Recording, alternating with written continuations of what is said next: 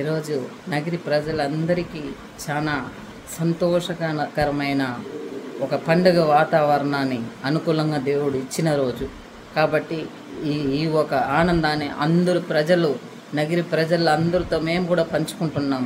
ఏమంటే 10 సంవత్సరంగా నగిరికి పట్టిన శని పీడ విరగడైన రోజు కాబట్టి అందరూ ఆనందంగా ఉన్నాం.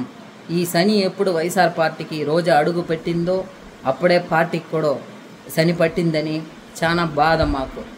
దీనికి టికెట్ ఇవ్వకుంటే ఈసారి తరిమునుంటే వైఎస్ఆర్ పార్టీకి ఇంత పరిస్థితి వచ్చుండేది కాదు. ఏమేమి ఊరిని బ్లాక్మెయిల్ చేసిందో, ఏం కర్మ చేసిందో, ఏం మాయం చేసిందో ఈ రోజా అన్న వ్యక్తి నగిరిలో వచ్చి దాపరించి కుటుంబ పరిపాలన, అరాజకము, అక్రమం, అవినీతి, అన్యాయం ఇన్ని చేసి నగిరి నా అడ్డ నా గడ్డ అని ఎవరు అడ్డలో వచ్చి ఎవరు అవినీతి చేసేది? ఏమనుకున్నావు? నగిరి ప్రజల్ని చిత్తుగా నిన్ను ఓడించి నగిరిలో నేను ఇంకెక్కడ కనిపించనుకుంటా భూస్థాపితం చేసినారు. చూసినావా రోజా? అర్థమైందా రోజా? నగిరి ప్రజల్ని, నగిరి అడ్డన గురించి నీకు మున్సిపాలిటీ గేటును తాకనించినన్నావు మమ్మల్ని. నువ్వు ఏ గేటు కాదు, నగిరి కాదు, అసెంబ్లీ కాదు, రాష్ట్రంలో ఎక్కడ నువ్వు ఇంకా కనిపించవు. నువ్వు చెప్తా ఉండాం.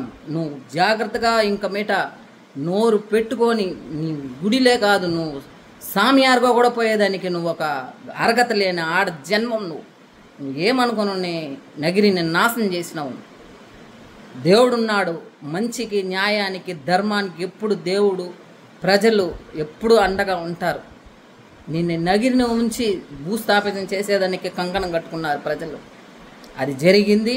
ఇంకా నగిరి మంచి ఒక బాటలో నడుస్తుంది. అన్న తమ్ముళ్ళుగా అందరూ ఐకమత్యంగా ఒత్తుముగా ఉంటారు. రాజకీయాలు చేసేదని తెలియని వ్యక్తి నువ్వు.